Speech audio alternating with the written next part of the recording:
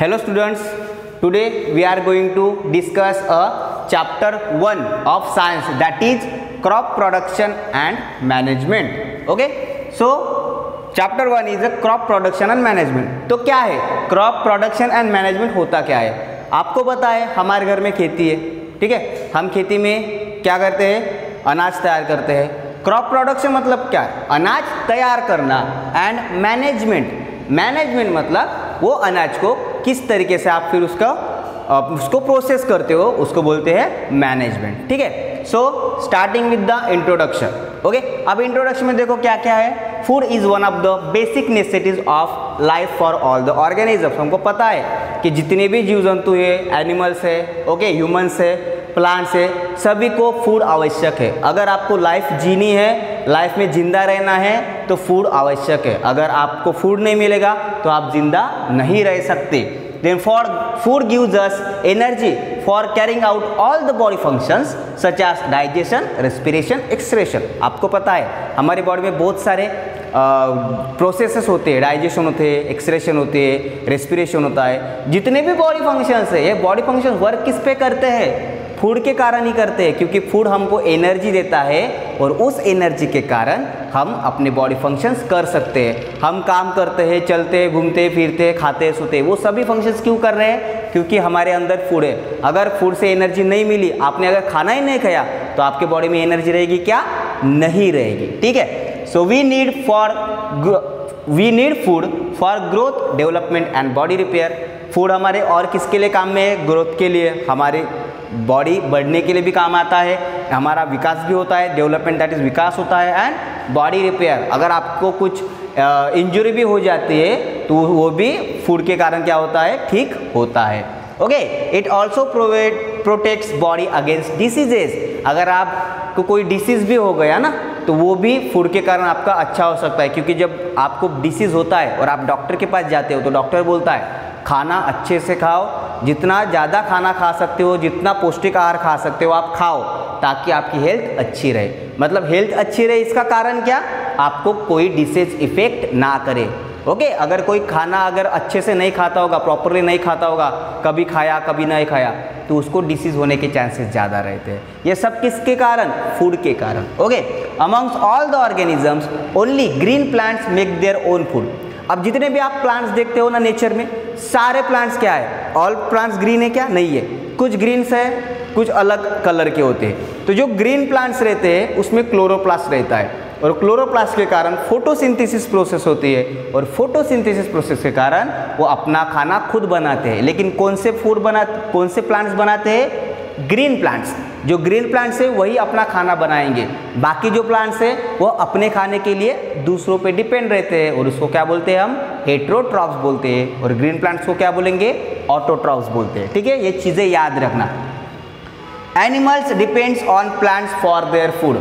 Animals जो होते हैं वो अपने खाने के लिए किस पे डिपेंड रहते हैं, प्लांट्स पे डिपेंड रहते हैं। ऑब्वियसली हम भी जो है, हम क्या है, हम भी एनिमल्स में ही आते हैं, ह्यूमंस एनिमल्स में ही आते हैं, और हम अपना खाना किससे ढूंढते हैं, प्लांट्स से ढूंढते हैं। Okay, we also get our food from plants and animals. और हम अपना खाना किससे लेते हैं, प्लांट्स से भी लेते हैं और एनिमल्स से लेते हैं। एनिमल्स मतलब फिश है, ओके, चिकन, मटन, एग्स, ये सारे एनिमल्स से हमको मिलता है, इसलिए एनिमल्स से हमको खाना मिलता है, और प्लांट से भी खाना मिलता है। ओके, देन नेक्स्ट है एग्रीकल्चर। एग्रीकल्चर मतलब खेती। अब मोस्ट ऑफ पर्सन के पास, आप स्टूडेंट्स के पास, मोस्ट ऑफ लोगों के पास में खेती होगी। खेती में कैसे कैसे प्रोसेस होता है, किस तरीके से वो खेती की जाती है, ओके, खेती की मशागत बोलते हैं हम, वो किस तरीके से की जाती है आपको पता होगा। ओके, वही हम चीज़ें इस चैप्टर में देखने वाले हैं। सो एग्रीकल्चर, देखो, agriculture is an applied science that deals with the mass production of crop plants and animals useful to human beings. मतलब ये जो एग्रीकल्चर है, ये क्या है, साइंस है। ये क्या है, साइंस है, अप्लाइड साइंस है। अप्लाइड साइंस क्यों, क्योंकि हम उसमें अप्लाइड करते हैं, खुद प्रैक्टिकल वहाँ पे करते हैं खेती में, है ना। ऐसे नहीं कि खेती के बारे में हम सब पढ़ रहे हैं, ऐसे ऐसे तैयार होता है, हम पढ़ रहे हैं क्योंकि वहाँ पे तैयार होता है, एक्चुअल में किसान वहाँ पे तैयार करता है, और वही चीज़ें हम ये चैप्टर में पढ़ने वाले हैं। इसलिए एग्रीकल्चर इज अप्लाइड साइंस बोला है। अप्लाइड मतलब वहाँ पे खुद करता है, इसलिए।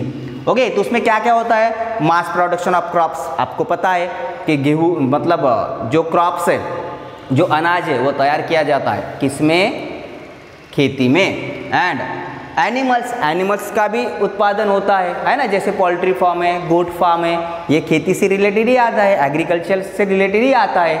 Okay, to the useful to the human beings, और ये सारी चीज़ें किसको यूजफुल है, ह्यूमन बींग्स को यूजफुल है। Okay, besides crop production several other related activities like poultry, fishing and sericulture comes with in the scope of agriculture.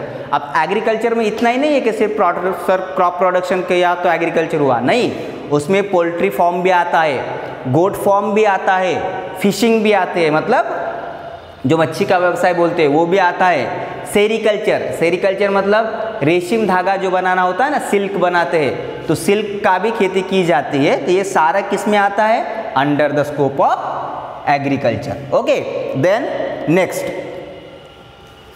है crops and cropping patterns. अब क्रॉप्स मतलब अनाज और क्रॉपिंग पैटर्न्स मतलब वो किस तरीके से उसका पैटर्न रहता है वो देखने वाले हैं। तो देखो, plants of the same kind growed at one place in a large scale is called as crops. मतलब जो प्लांट्स रहते हैं, अगर एक जगह पे बहुत सारे एक सरी के प्लांट है, जैसे आपके खेती में अभी के दिनों में आपके खेती में सोयाबीन होगा या फिर कपास होगा, जिसको हम पराठी बोलते हैं मराठी में, वो होगा, तो एक ही जगह पे जैसे 1 एकड़ या 2 एकड़ का आपका खेत होगा, तो उस पूरे खेत में क्या लगाया, सोयाबीन लगाया, गेहूं लगाया, ओके, या फिर चावल लगाया। मतलब एक सरी के प्लांट सारे खेत में लगाए, उसको क्या बोलेंगे हम, क्रॉप बोलेंगे, है ना। जैसे आपके क्लासरूम है, अगर वहाँ पे मैंने क्लासरूम में पूरे क्लासरूम में गेहूं लगा दिया तो मेरी क्या हुई, गेहूं का क्रॉप हुआ, मतलब उसको क्रॉप बोलेंगे, गेहूं की खेती कर रहा हूँ ऐसे बोलेंगे। मतलब एक सरी के प्लांट, इसका मीनिंग क्या होगा, प्लांट्स ऑफ सेम काइंड, एक जैसे प्लांट एक ही जगह में बहुत ज़्यादा तैयार हो रहे हैं तो उसको हम क्रॉप्स बोलते हैं। फॉर एग्जाम्पल देखो, crop of wheat means that all the plant grow in the field are of wheat. मतलब अगर मैंने बोला कि क्रॉप मतलब व्हीट का क्रॉप है, मतलब व्हीट का गेहूं की फसल है। अब गेहूं की फसल अगर मुझको लेनी है तो मेरे पूरे खेत में क्या लगाना पड़ेगा, गेहूं ही लगाना पड़ेगा, तो उसको बोलूँगा मैं गेहूं की फसल, that is wheat crop. Then the product of cultivated plants is called as crop produce. और जो प्लांट्स को हम जब तैयार होते हैं उसको काटते हैं तो उसको क्या बोलेंगे, क्रॉप प्रोड्यूस बोलेंगे। मतलब अनाज का उत्पादन बोल सकते हैं उसको, क्रॉप प्रोड्यूस मतलब अनाज का उत्पादन बोल सकते हो। कब होगा, जब अनाज पक जाएगा, वो अभी काटने पे आएगा, फिर उसको काट के हम अपने घर पे लेके जाएंगे तो उसको क्रॉप प्रोड्यूस बोलते हैं। देन टेबल देखो, अभी इस टेबल में कुछ क्रॉप्स दिए हैं जो हम अपने खेती में तैयार करते हैं। Okay, types of crops and crop produce. देखो सीरियल्स, अब सीरियल्स में कौन सा आता है, वाइट, राइस, मेज, बाजरा, बार्ली। देन पल्सेस में क्या आता है, ग्राम, पी, बीन, मूंग। ओके, वेजिटेबल्स में भी हम वेजिटेबल्स भी लगाते हैं खेतों में, तो उसमें है कैबेज है, कैलीफ्लावर है, ब्रिंजल्स है।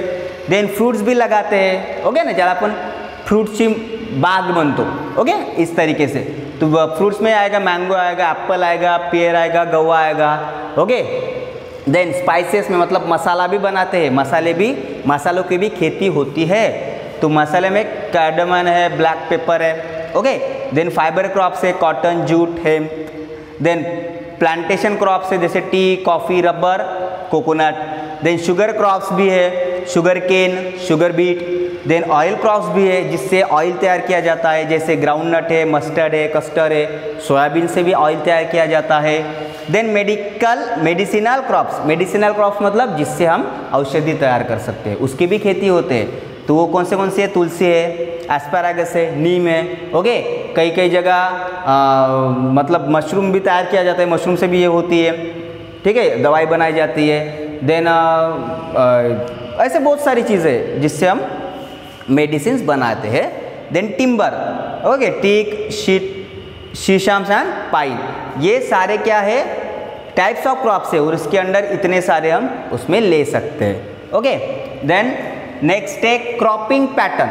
अब क्रॉपिंग पैटर्न मतलब क्या, मतलब जो हम क्रॉप लगाते हैं वो किस पैटर्न में लगाते हैं, कैसे लगाते हैं वो देखेंगे। Okay, India is a very vast country, हमको पता है कि इंडिया क्या है, बहुत बड़ी कंट्री है। ओके, इंडिया में बहुत सारे अलग अलग प्रदेश हैं। अब अलग अलग प्रदेशों में अलग अलग क्या है, वेदर बोलते हैं हम उसको, है ना। हर एक प्रदेश में अलग अलग बारिश होती है, वहाँ का वेदर, हवामान, तापमान अलग अलग होता है, तो उसके कारण वहाँ के जो क्रॉप्स है वो भी अलग अलग रहेंगे। जैसे हमारी तरफ कौन से क्रॉप बनाते हैं, सोयाबीन लेते हैं, कपास लेते हैं, ओके, देन चावल लेते हैं, गेहूँ लेते हैं, ओके, ज्वारी भी लेते हैं। लेकिन कोई कोई जगह ऐसे रहते हैं जहाँ पे एक ही प्रोडक्शन होता है। जैसे पंजाब में अगर जाओगे तो पंजाब में ज़्यादा से ज़्यादा खेती किसकी होती है, गेहूँ की होती है। मतलब वहाँ पे ज़्यादा से ज़्यादा गेहूँ ही तैयार किया जाता है, ओके ना। तो ऐसे अलग अलग प्रदेश में, जैसे आसाम में चाय की खेती की जाती है, क्योंकि आसाम में चाय के लिए जो उनका वेदर है वो बराबर रहता है। मतलब अलग अलग प्रदेशों में अलग अलग खेती क्यों की जाती है, क्योंकि वहाँ का जो वेदर है वो उस खेती के लिए बेनिफिशियल रहता है। देखो, a rich variety of crops are grown in different parts of the country because the climate conditions like temperature, humidity and rainfall vary from one region to another region। और अलग अलग प्रदेशों में अलग अलग रेनफॉल होता है, अलग अलग ह्यूमिडिटी रहती है, टेम्परेचर भी अलग अलग रहता है। तो वहाँ पे अगर अलग अलग टेम्परेचर है, अलग अलग रेनफॉल है, अलग अलग ह्यूमिडिटी है, तो वहाँ पे जो प्रोडक्ट हम तैयार कर रहे हैं, जो खेती में हम कुछ ले रहे हैं, वो भी अलग अलग रहेगा, है ना। गन्ने की खेती और एक प्रदेश में कुछ अच्छी होती होंगी तो वहाँ पे गन्ना लिया जाता है, आसाम में चाय की अच्छी होती है तो वहाँ पे चाय लिया जाता है ना। पंजाब में गेहूँ की फसल अच्छी होती है क्योंकि वहाँ का जो वेदर है वो गेहूँ के लिए अच्छा है, हमारी तरफ उतना अच्छा नहीं है इसलिए हम कम लेते हैं। ऐसे हर एक प्रदेश में अलग अलग खेती की जाती है। क्यों? क्योंकि वहाँ पे जो क्लाइमेट कंडीशंस है वो अलग अलग होते हैं। Then despite this diversity two broad cropping patterns can be identified. अब दो क्रॉपिंग पैटर्न्स को हमने डिफाइन किया है, पहला है खरीफ क्रॉप्स एंड दूसरा है रब्बी क्रॉप्स। जैसे मराठी में उसको खरीफ पिके आणि रब्बी पिके ऐसे बोला जाता है, ठीक है, खरीफ पिके एंड रब्बी पिके, that is kharif crops and rabi crops. Then देखो अभी पहले खरीफ क्रॉप्स क्या होता है। The crops that are sown in the rainy season are called as kharif crops. मतलब जो रेनी सीजन लगने वाला है उस रेनी सीजन में, मतलब जैसे अभी बरसात लगने वाली है और बरसात के दिनों में जो खेती में अनाज तैयार किया जाता है उसको खरीफ क्रॉप्स बोलते हैं। ओके, मतलब जैसे अभी रेनी सीजन लगने वाला है तो रेनी सीजन में जैसे धूप काले में पूरी खेती तैयार कर लेते हैं और उसमें जैसे बारिश, पहली बारिश दूसरी बारिश गिरी कि उसमें हम लगा देते हैं। जैसे अभी सोयाबीन है ना, चना है, ये चीज़ें किस में आएंगी? खरीफ क्रॉप्स में आएगी, क्योंकि बारिश के दिनों में हमने ये चीज़ें लगाई है। कपास ले रहे हैं हम, जिसको हम कापूस बोलते हैं, ओके, पराठी बोलते हैं मराठी में।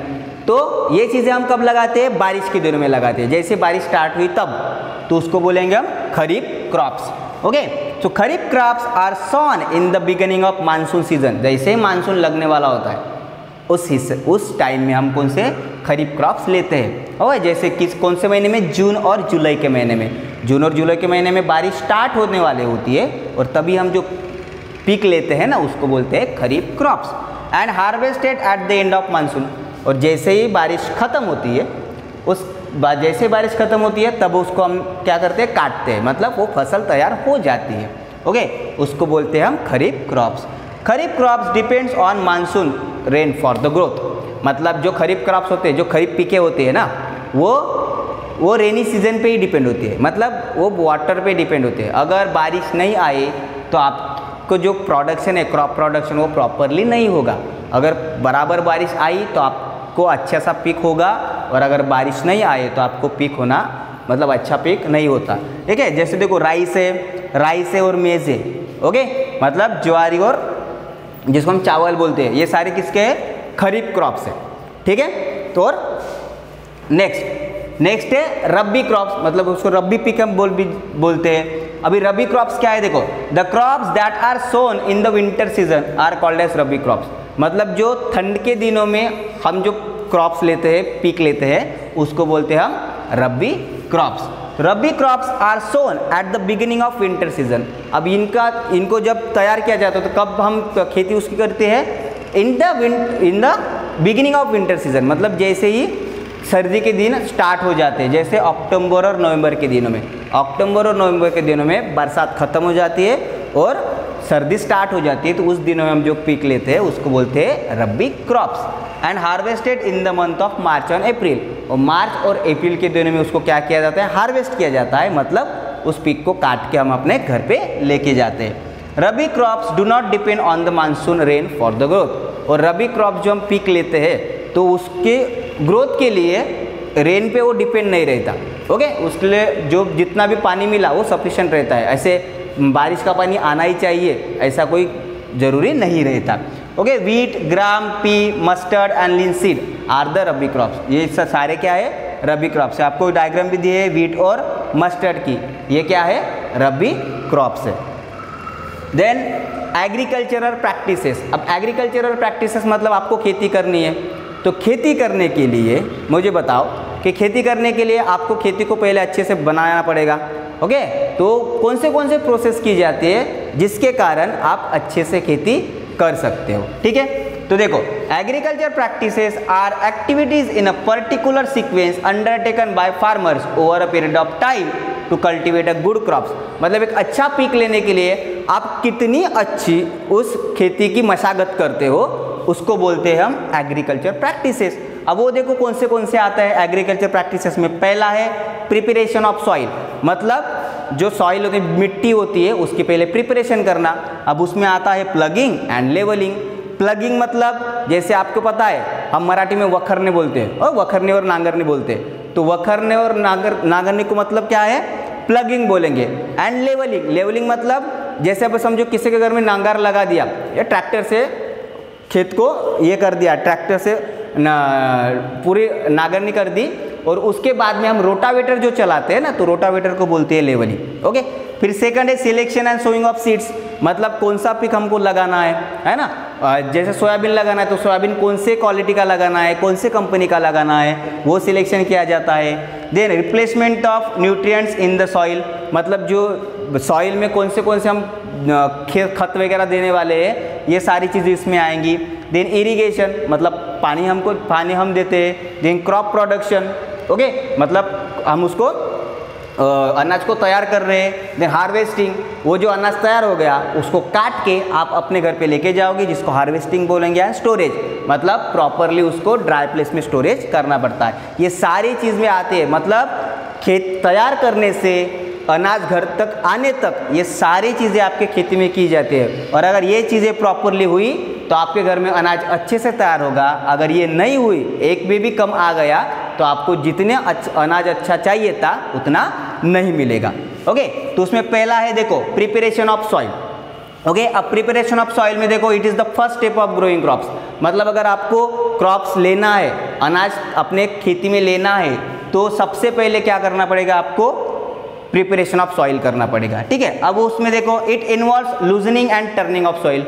लूजनिंग मतलब आपकी जो खेती के पहले कुछ अनाज लिया होगा, अब वो काट के आपने घर पे लेके गए, अब आपको दूसरा अनाज लेना है, तो उसके लिए आपको फिर उसको क्या करना पड़ेगा, प्लगिंग करनी पड़ती है, मतलब नांगरना वगैरह पड़ता है। ठीक है, तो ये सारी चीज़ें किस में आएंगी, loosening and turning of soil में आएगी। Preparation of soil involves the following 2 step. इसमें 2 स्टेप्स है, पहला है प्लगिंग एंड दूसरा है लेवलिंग। ओके, प्लगिंग में मतलब बताया जिसमें हम नागर नहीं करते या फिर वखर नहीं करते तो उसको प्लगिंग बोलते हैं, और लेवलिंग मतलब रोटावेटर वगैरह चलाना तो उसको लेवलिंग बोलेंगे। ओके, देन अब देखो प्लगिंग में क्या होता है, the process of loosening and turning of soil is called as ploughing और टिलिंग। मतलब जो आपकी जैसे आपने पहले क्या किया, कुछ अनाज लिया उसको घर लेके गए, अब दूसरा अनाज लेना है, तो उसके कारण क्या होता है, जो मिट्टी है ना ज़मीन की वो एकदम टाइट आ जाती है, तो उसमें हम डायरेक्टली अनाज नहीं लगा सकते, तो उसको पहले क्या किया जाता है, प्लग किया जाता है बैलों से या फिर ट्रैक्टर से। उसकी मिट्टी मतलब नीचे की मिट्टी ऊपर लाई जाती है, जिसको हम प्लगिंग कहते हैं। अब वो प्लगिंग किससे होती है, एक तो प्लग से होती है, या जिसको हम नागर वगैरह बोलते हैं, या फिर ट्रैक्टर भी हम चलाते हैं खेत में। तो देखो this is done by using a plug that is either drawn by a pair of bulls और ड्रिवन बाय अ ट्रैक्टर। अब जिसके घर में ट्रैक्टर नहीं होगा वो किससे करेगा, बैलों से खेती करेगा, और जिसके घर में ट्रैक्टर है तो वो ट्रैक्टर लगा के अपनी खेती करता है। ठीक है, ये कुछ डायग्राम दी है जिसके आपको समझ में आ जाएगा कि प्लगिंग किस तरीके से की जाती है। ओके, अब नेक्स्ट है loosening of soil is important because of the following reason. अब ये लूजनिंग क्यों की जाती है, क्या उसका मीनिंग है या फिर उसका इंपॉर्टेंस क्या है, अगर लूजनिंग नहीं की तो क्या हो सकता है। तो देखो पहले loose soil particles have more air spaces that helps the roots of crop plants to breathe better. आपको पता है कि जो क्रॉप्स रहते हैं उसमें रूट्स रहते हैं और रूट्स ब्रीदिंग के लेते हैं, मतलब सांस भी लेते हैं, ओके, मतलब ऑक्सीजन एंटर करते हैं। अब अगर सॉइल पार्टिकल लूज रहे तो उसमें एयर रहेगी मतलब वहाँ पे ऑक्सीजन रहेगा और वो अपना बराबर ब्रीदिंग ले सकते हैं, कौन, roots of the plants. Then loose soil particles hold more water for a longer duration, this helps the root to absorb the more water. अब जो पार्टिकल्स है लूज वाटर, जो लूज सॉइल रहते हैं उसके पार्टिकल ज़्यादा से ज़्यादा पानी अपने में जमा करेंगे। अगर ज़्यादा से ज़्यादा पानी जमा किया मतलब क्या होगा कि प्लांट्स को ज़्यादा से ज़्यादा पानी मिल सकता है उसके रूट्स को और प्लांट्स अच्छे से बढ़ सकते हैं। Then loose soil helps root to penetrate the deeper through the layer of soil. This helps to fix the plant more easily. अब अगर सॉइल लूज होगी मतलब थोड़ी सी ढीली होगी तो क्या होगा, वहाँ पे जो प्लांट बैठते हैं वो बहुत अच्छे से बैठते हैं और उसके जो रूट्स है वो अंदर तक बहुत अच्छे से फैल सकते हैं, जिसके कारण जो प्लांट है वो अच्छे से वहाँ पे क्या हो जाएगा, फिक्स हो जाएगा। अगर ऐसा नहीं हुआ तो हवा के कारण वो प्लांट क्या हो जाता है, मुड़ भी सकता है और जिससे हमको नुकसान भी हो सकता है। Loose soil mixes with manure and the fertilisers more easily. और हम जो खेती करते हैं तो आपको पता है कि वहाँ पे खत वगैरह डाला जाता है, ओके, यूरिया डालते हैं, सल्फेट डालते हैं। अगर आपकी सॉइल लूज नहीं होगी तो यूरिया और जो सल्फेट आपको डालते हो ना तो ऊपर में रहेगा, लेकिन अगर लूज रही तो क्या होगा, अच्छे से एंटर होगा, उस जमीन के अंदर होगा, पानी के साथ अच्छे से मिक्स होगा और पूरी जमीन में अच्छे से फैल जाता है। Okay, then it helps to remove the weeds from the field, मतलब जो अंदर कुछ कीड़े वगैरह होंगे तो उसको बाहर निकालने में भी मदद करती है।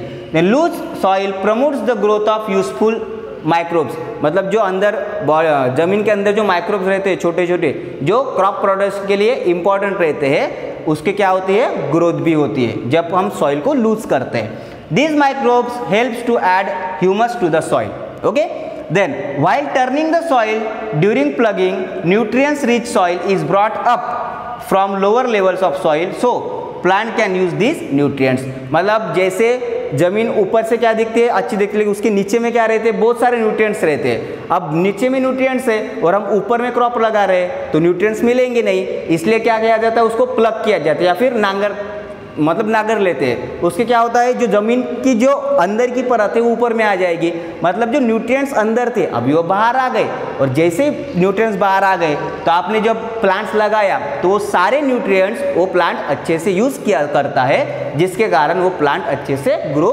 हो सकता है। ओके, देन नेक्स्ट उसकी प्रोसेस है लेवलिंग मतलब अब जैसे किसी के खेत में ट्रैक्टर चलाया तो क्या हुआ, बड़े बड़े मिट्टी के मतलब ये तैयार हो जाते हैं, है ना, पत्थर तैयार हो जाते हैं। अब ट्रैक्टर किसी आपने देखा होगा, जैसे ही ट्रैक्टर चलाते तो बड़े बड़े क्या होते हैं, पत्थर तैयार हो जाते हैं मिट्टी के।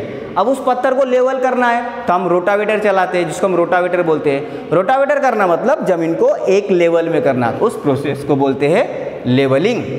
So after plugging, the plug land is leveled and pressed lightly within the help of wooden plank or iron lever। Okay, जिसको हम रोटावेटर बोल सकते हैं सीधा। जिसने रोटावेटर देखा होगा उसको अच्छे से वो समझ में आता है।